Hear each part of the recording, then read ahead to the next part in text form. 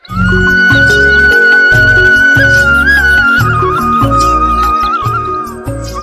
कौवा और गौरी का बेटा बहुत ही बदमाश और आलसी कौवा था। वह केवल अपनी मम्मा को तंग करता था। अपनी मम्मा को तंग करने का कोई भी मौका नहीं छोड़ता था। एक दिन गौरी का भाई उसके घर आता है। तभी गौरी अपने बेटे से कहती है, टिंकू बेटे, इधर आओ, जाओ मामा के लिए कुछ मिठाइयाँ ले आओ। मम्मा मम्मा, मुझे भी चाहिए, मुझे 2 रुपए देंगे तभी मैं मिठाई लेकर आऊँगा। हाँ टिंकू बेटे, तुम 2 रुपए ले लेना, लेकिन जाओ जल्दी से मिठाई लेकर आओ। और हाँ, रास्ते में कहीं रुक मत जाना, जल्दी आना। ठीक है मम्मा। फिर टिंकू अपनी मम्मा से पैसे लेकर वहाँ से चला जाता है और कबूतर की दुकान पर जाकर मिठाई लेता है।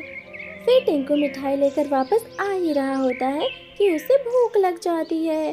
फिर वह घर जाने के बजाय नदी किनारे जाकर बैठ जाता है। मामा जी तो रोज मिठाई खाते होंगे, आज मैं मिठाई खाता हूँ। आखिर भांजे का भी तो हक होता है मामा पर। इतना कहकर टिंकू सारा मिठाई खा जाता है और खाने के बाद उसे नींद आ जाती है और वहीं पर सो जाता है। मेरा टिंकू कभी नहीं सुधर सकता, अभी तक वो घर नहीं आया, पता नहीं कहाँ रह गया। अरे टिंकू भाई, आप यहाँ सोए पड़े हो? आपकी मम्मा तो पूरे जंगल में आपको ढूंढ रही हैं। ये मम्मा भी ना मुझे कहीं चैन से सोने भी नहीं देती हैं। मिट्ठू भैया, क्या आपने मेरे टिंकू को कहीं देखा? गौरी बहन, आपका टिंकू यहाँ नदी के पास गया है कुछ मिठाइयाँ लेकर, मैंने अभी अभी देखा। फिर थोड़ी देर में गौरी कौवी भी टिंकू के पास पहुँच जाती है। बेशरम, थोड़ा बहुत तो शर्म कर लिया कर, तेरे मामा के सामने मुझे कितनी बेइज्जती सहनी पड़ी।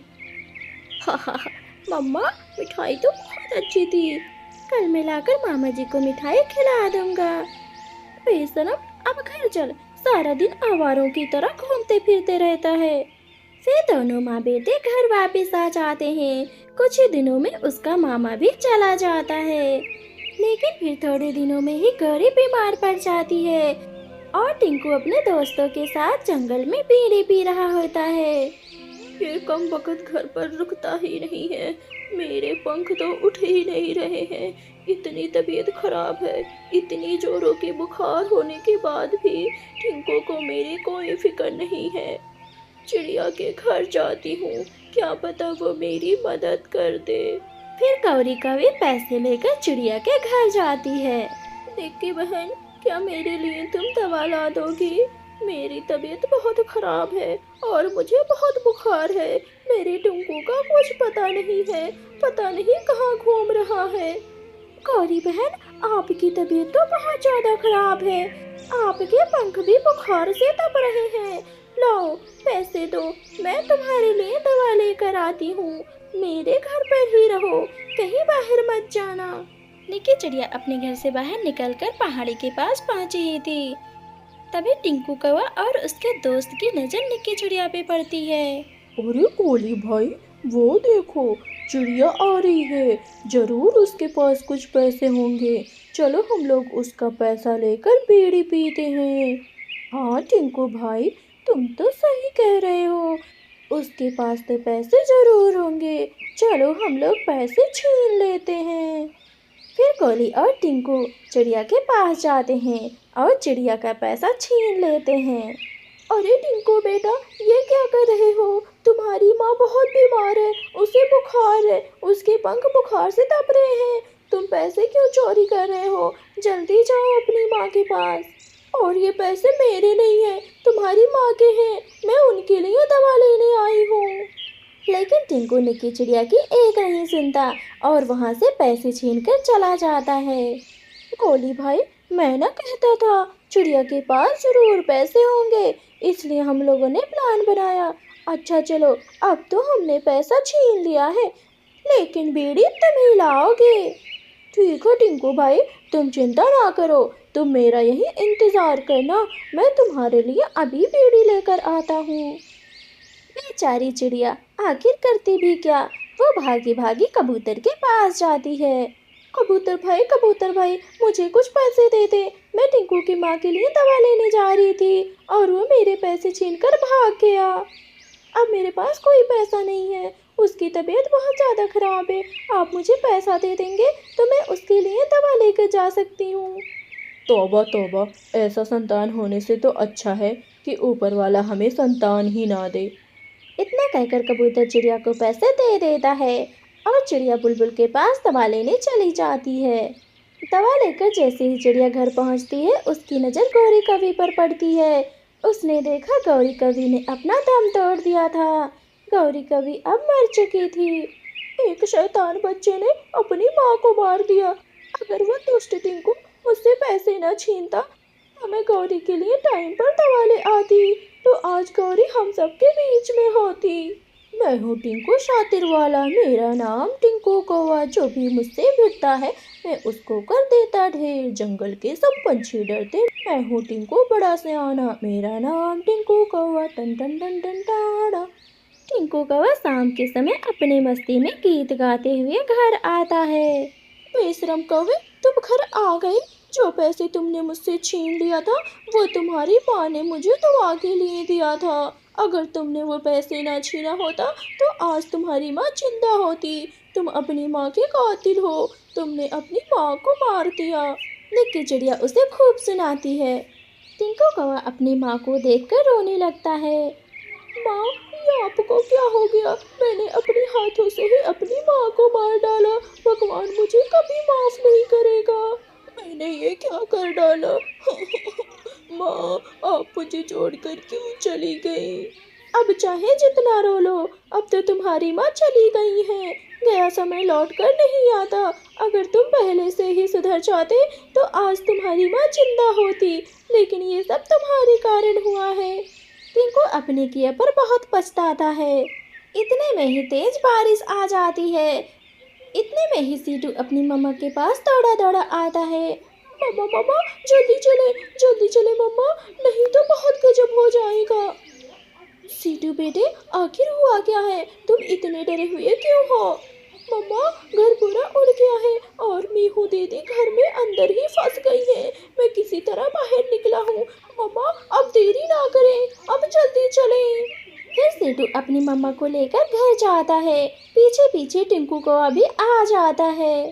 चिड़िया के घर का हालत बहुत बेकार हो चुका था। सारा घर टूट चुका था और मीहू अंदर ही फंसी हुई थी।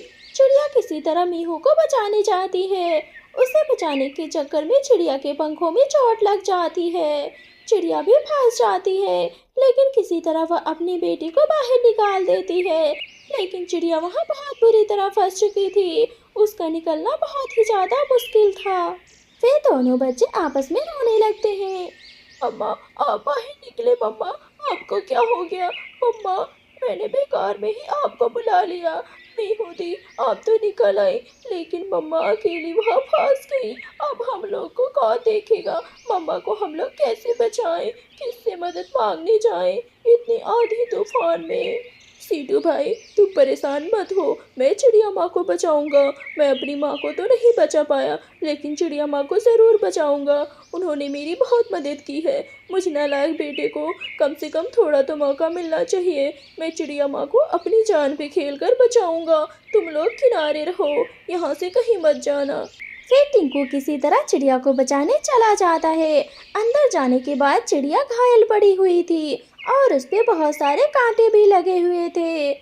चिड़िया को बचाते बचाते टिंकू के भी पंखों में बहुत सारे कांटे लग जाते हैं, लेकिन टिंकू किसी तरह चिड़िया को बचा लेता है।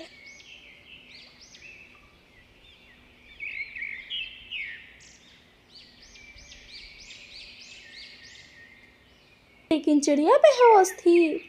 फिर टिंकू सबको अपने घर ले जाता है और जाकर डॉक्टर को बुला के लाता है। बुलबुल डॉक्टर चेक करने के बाद उसे कुछ दवाइयाँ देती हैं। थोड़ी ही देर में निक्की चिड़िया को होश आ जाता है। बच्चों, आप सब तो ठीक हो ना? आप सबको तो कुछ नहीं हुआ ना?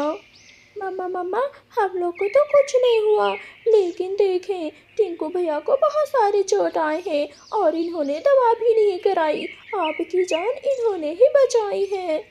टिंकू बेटे, आपके पंखों में तो बहुत चोट लगी है। आपने अपने पंखों पे दवा क्यों नहीं लगवाई? चिड़िया माँ, अगर आप जब तक मुझे माफ़ नहीं करेंगी तब तक मैं कोई दवा नहीं कराऊंगा।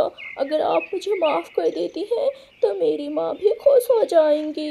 टिंकू बेटे, आपने जो किया उसके लिए आपकी माँ बहुत खुश होंगी। आपको देर ही सही, लेकिन अपने किए पर पछतावा तो हुआ। लेकिन चिड़िया माँ, मैं अनाथ हो गया हूँ। मेरा कोई नहीं है इस दुनिया में। एक माँ ही थी जो मैं अपनी माँ को बचा नहीं पाया। इतना कहकर टिंकू रोने लगता है। खबरदार टिंकू बेटे, अगर अपने आप को अनाथ बताया तो मुझे माँ भी कहते हो और खुद को अनाथ भी कहते हो। आज से मैं ही तुम्हारी माँ हूँ। अब से मेरे 3 बच्चे हैं। मैं तुम तीनों का ही ख्याल रखूंगी। इस तरह निक्की चिड़िया टिंकू के पंखों में दवा लगाती है और सभी लोग हंसी खुशी रहने लगते हैं। दोस्तों, हमें इस कहानी से यही सीख मिलती है कि अगर हम समय पे कुछ नहीं करेंगे तो बहुत चीज़ें गंवा देंगे। इसलिए समय रहते हमें अपने कामों को पूरा कर लेना चाहिए और अपनी मम्मा पापा की हर बात माननी चाहिए। आपको ये कहानी कैसी लगी? आप कमेंट बॉक्स में कमेंट ज़रूर करें और ऐसे ही वीडियो देखने के लिए मेरे चैनल को सब्सक्राइब करें। ये वीडियो देखने के लिए आपका बहुत बहुत धन्यवाद।